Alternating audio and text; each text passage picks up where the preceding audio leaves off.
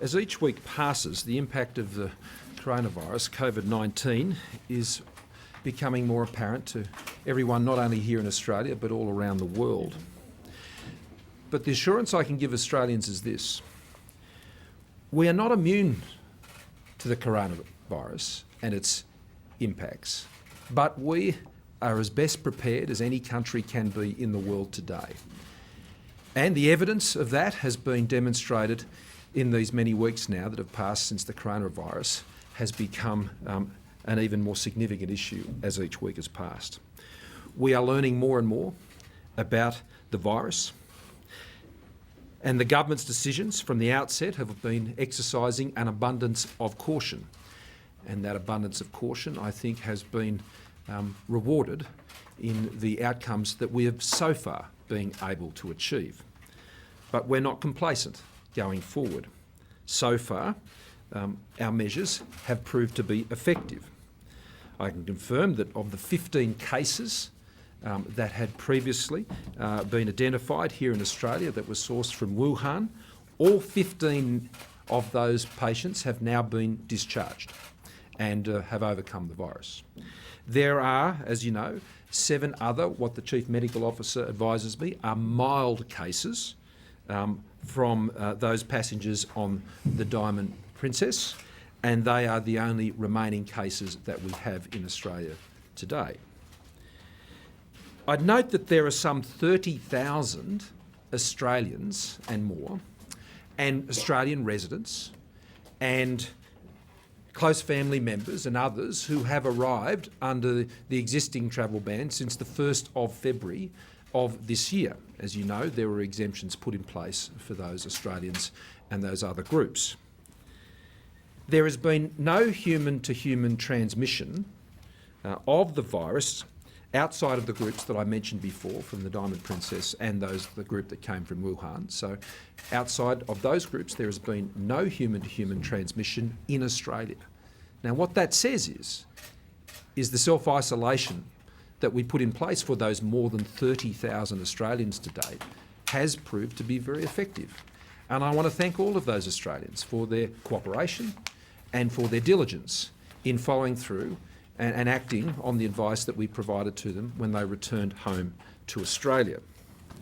We have had 3 successful flights, including the Air New Zealand flight, and there's been the additional flight for the Diamond Princess.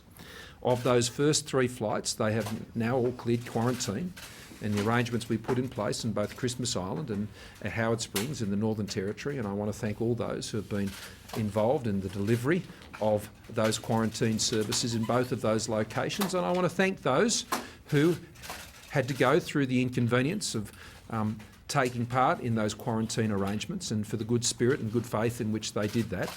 We understand the disruption to their routines and daily lives, and particularly the concern that other family members would have had being separated from their family members, and that continues for those who are still subject to that quarantine in relation to the Diamond Princess in the Northern Territory today. And I want to thank particularly the Territory Government in the Northern Territory for their great assistance in managing this issue as we've been pursuing those quarantine arrangements.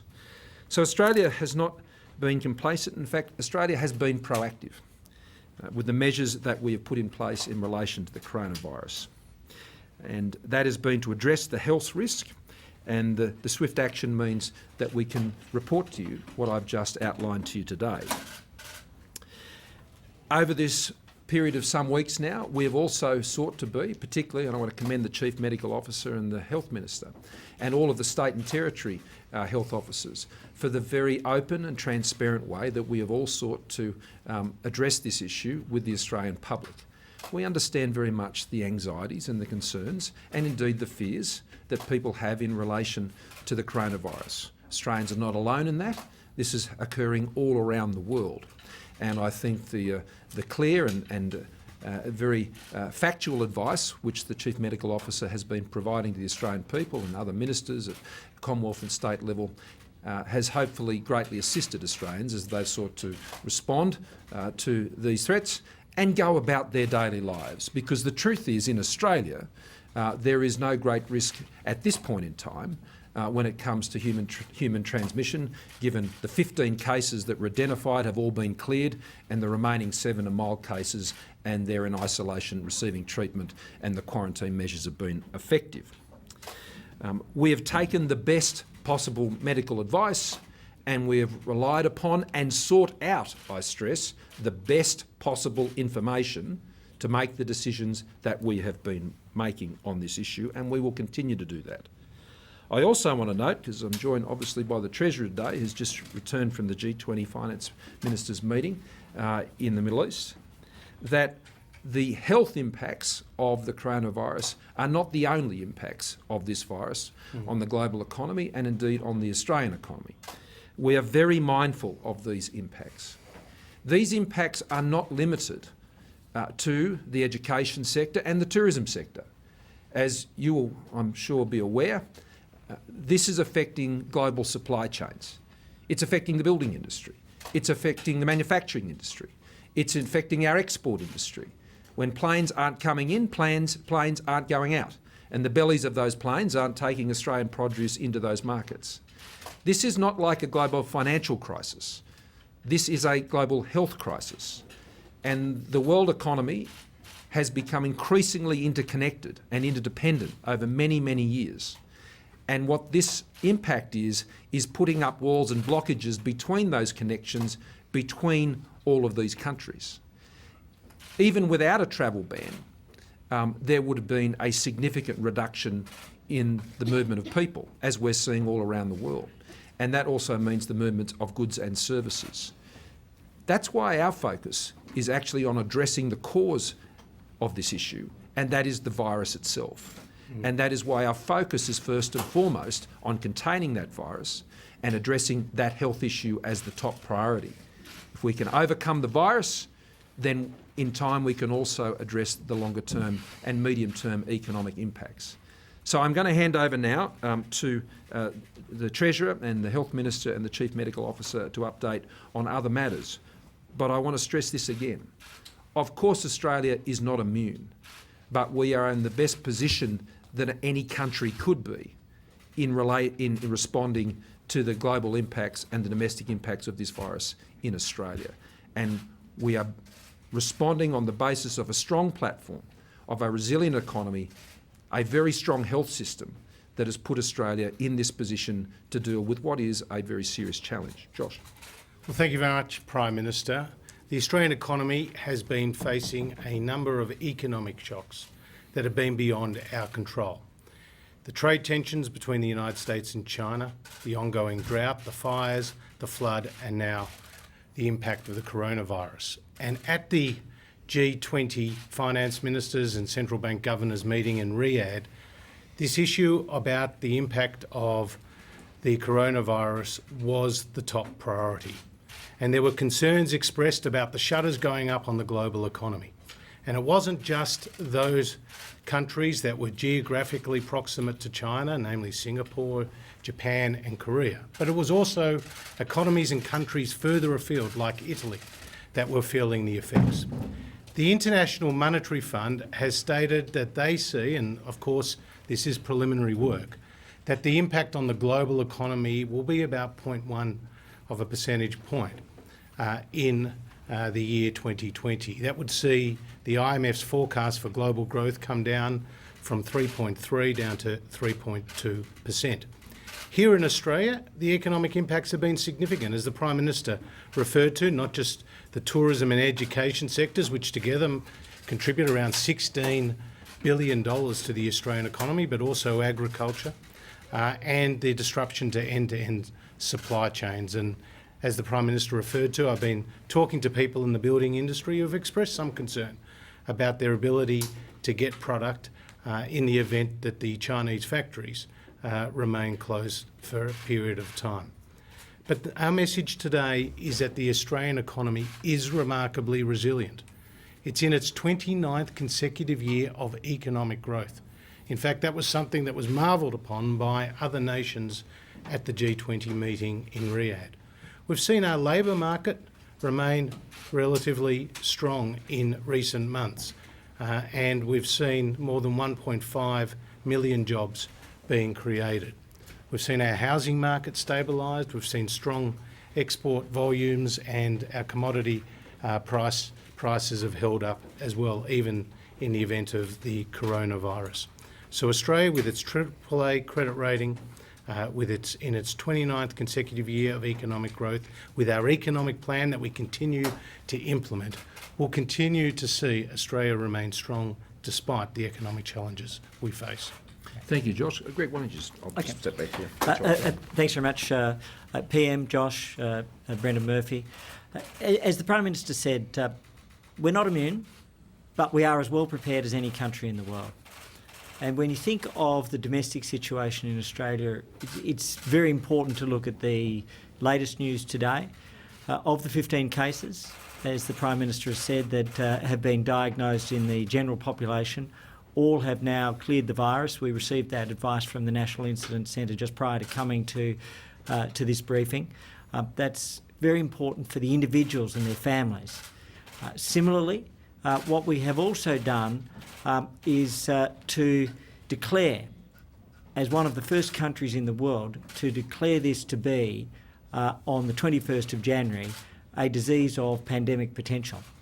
And that meant that we triggered all of the actions which were prepared in contingency.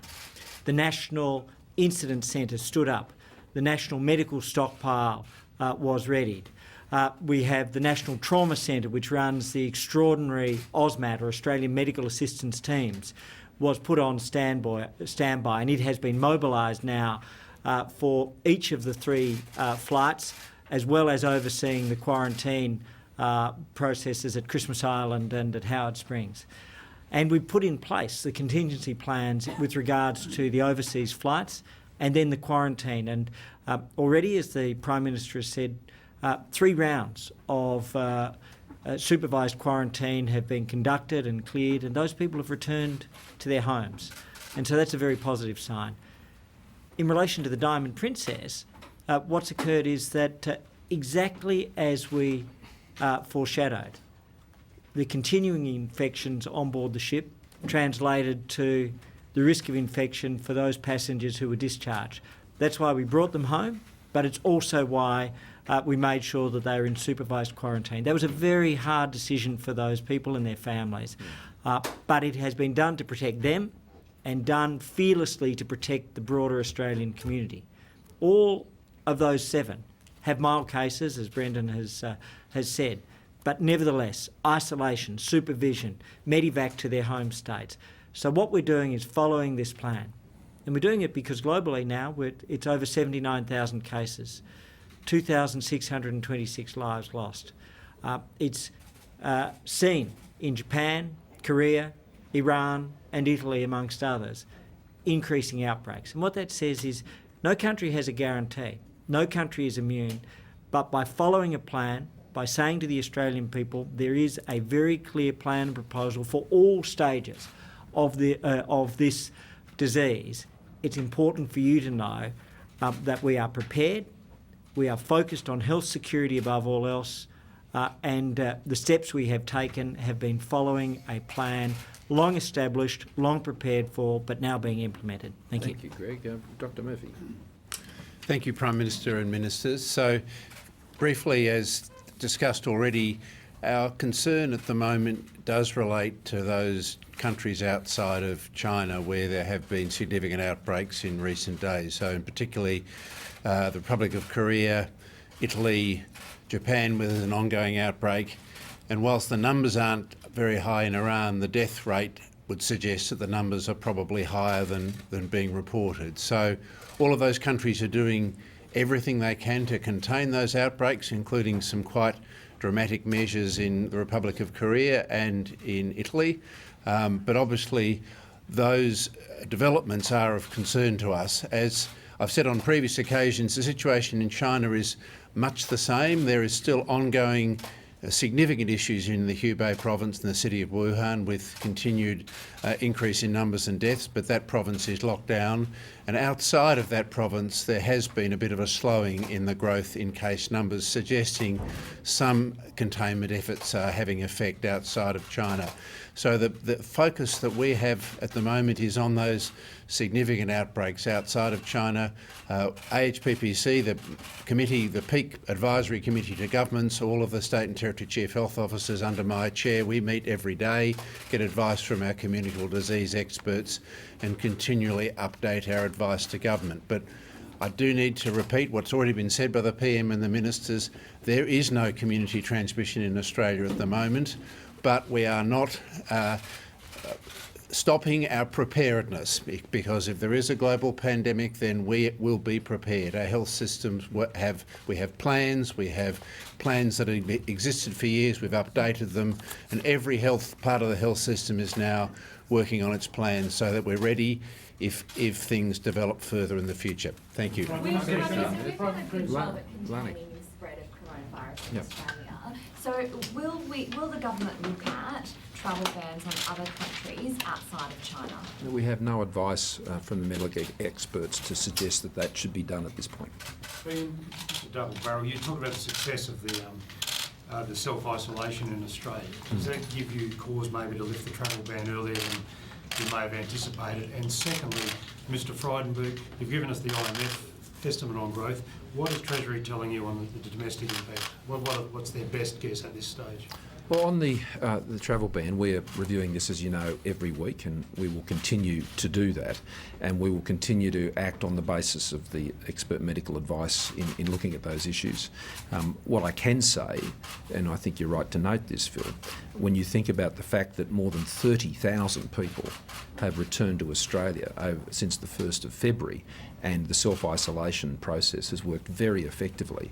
I mean, that gives me a lot of encouragement about the common sense of Australians and how seriously they're taking it, and the community support for that as well. And I can't go past acknowledging again the wonderful efforts made by the Chinese Australian community all around the country. And again, reach out to Australians to support them and in their communities whenever you get that opportunity. And I would say to the Chinese Australians living in those communities, I know that they receive a lot of information from mainland China which suggests that they should stay at home. They've relayed that to me directly when I've met with them. They don't need to stay at home in Australia unless you've returned to Australia within the last 14 days after being in mainland China. Well, then obviously you have to self-isolate. But everyone else should be out at Box Hill and enjoying a lunch like I did last week down there at a fantastic local restaurant. That's what helps the economy. That's what actually helps us get back to business as usual. Business as usual can be maintained here in Australia within our domestic economy, but the challenges are the interconnectedness of the Australian economy. We have always been an economy that's looked beyond our shores for our prosperity, and we've been very successful at doing that. And the Chinese trade accounts for around about 7% of our economy, which is a significant number, of course it is.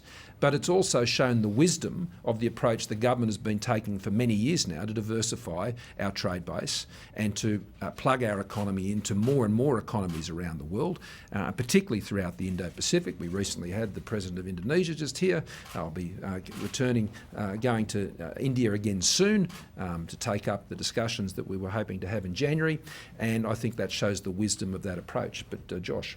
Thanks, PM. Phil, Treasury have told me they haven't finalised their advice on the economic impact of the virus. They say there's considerable uncertainty around what exactly that impact will be, but they are continuing their discussions with the key players in the economy who are impacted. But the message is very clear. The impact will be more significant than the bushfires, and it plays out more broadly across the Australian economy. Are you still in a position to be able to guarantee a surplus in the budget, given the situation? As I said, standing in this spot just a few weeks ago, Dennis, the numbers will be updated in the budget in May. They're updated twice a year. MyEFO, which, as you know, had a surplus in the 1920 year. But the fires have occurred since then. The virus has obviously taken hold since then, but our focus has always been on getting the support to those communities in need. That's why we announced the $2 billion National Bushfire Recovery Fund without increasing taxes. The money's going out the door right now, and that is why, in relation to the coronavirus, it will continue. It will have an impact on the economy, but our focus is, of course, ensuring that the broader fundamentals of the Australian economy remain strong. So as we work through this crisis, what we've been seeking to do, and I'd encourage others to do the same, speculation doesn't help anybody, information and facts do. And when we stand here before you and we talk about these matters, what we'll relay is the information and the facts that we have. We're not going to speculate on these matters. We've got a process that we're working through to consider the economic impacts, but also to continue to look at those ways that we can seek to alleviate some of those impacts where we can. But that is not a simple exercise because the impacts are economy-wide. Mark? Well, I was going to ask Dennis this question, but on the basis of that, there was certainty in your utterances earlier about the surplus and the balance of the budget, but we've now withdrawn from that. I can hear from the Treasurer's language, you're not talking with any level of certainty, so we need to prepare ourselves for the budget not being in surplus and the realities of this virus and the other impacts on the budget. Is that the message? Well, I'm not drawing any conclusions at this point, Mark. I mean, what we've noted about the impact of this global virus is that the information changes almost every day, both on the clinical side as well as what we're learning about the economic impacts. And the duration of what the impact of this virus will be and its impact around the global economy is also not known at this point. So again, we can respond to questions where the answer is known in relation to that matter. Well, obviously at this point, those variables can't be fully considered, and by the time we get to the... I haven't finished my response yet. Settle down. What I'm saying is we will deal with that at the time of the budget. Now, when we framed the budget a year ago, I mean, hands up those who thought there was going to be a coronavirus epidemic when the budget was released last May. Of course no one did. These are unknown global shocks. And so we're dealing with those shocks and we're processing that through how we look at the budget as we go into May and beyond. Prime Minister, we spoke about some of the options to alleviate the budget impact. What are some of those options? Well, they're very limited, I've got to say. But in the domestic economy, the work that is being done, particularly in supporting the domestic tourism campaigns, 75% of the tourism industry is domestic, and even the response we've already seen as I've moved around the country, particularly last week, and speaking to those affected by the bushfires, a lot of those domestic campaign activities have been quite effective. I saw that in the Adelaide Hills when I was meeting with tourism operators down there. They're the things that we can continue to do and then can address some of the demand impacts. The truth is that when you go through a global virus such as this, remembering this is a health crisis, not a financial one, that the Australians will travel less overseas, obviously, and the rest of the world is doing exactly the same. So the Australian economy will depend a lot more on its domestic elements, and it won't have the same impact from the external components because of the disruption of supply chains and trade impacts and the movement of people. That's to be expected. But for how long that occurs, Tom, that is not clear. But I can assure taxpayers who really that question is being addressed to at the end of the day, that we're not a government that engages in extreme fiscal responses. Prime Minister, the Australian Olympic team doctor has raised concerns about preparations for the Olympics. How concerned are you as a potential vehicle for the further spread of the virus? Brendan, So I think it's too early to make any judgment about that. Clearly, Japan has a significant outbreak, and we still haven't seen the full impact of the Diamond Princess cruise ship outbreak. The Japan health system is strong. They're working very hard to try and contain their outbreak at the moment, and we'll be watching that situation closely. I think it's too early to predict. Chris? Yeah, just Chief Medical Officer. Given it's now an outbreak in a number of countries, and it appears to be highly contagious, and as you say, in Iran, the number of deaths would suggest that perhaps there are more cases than they're saying. How does this not become a global pandemic now? It's the technical definition of a global pandemic is sustained community transmission in a number of countries. the question will evolve over the next few days to see whether the transmission in those countries can be contained or it's sustained. If it is sustained in those countries, as it has been in China, I suspect the WHO would make such a call, but at the moment they're not making that call because those countries are trying to contain. Days rather than weeks, you think, before we... I think one of the things I've learned about this virus is it's very hard to predict anything other than we're making a daily evaluation of the facts. Yesterday, Dr. Murphy was going through some of the drastic measures that can be taken in the instance of a pandemic, closing down workplaces and forcing people who haven't even been overseas to remain isolated. Would you hesitate in using any of these powers, which I understand have never been? Well, thank you, Andrew. Look, the government doesn't speculate on these types of responses, and I don't think it's helpful to go down that path and to speculate about those sorts of things. What the government has to do is to be aware of the various risks, and that would include at a global level if this moved to a pandemic phase. And there are many different ways to manage pandemics.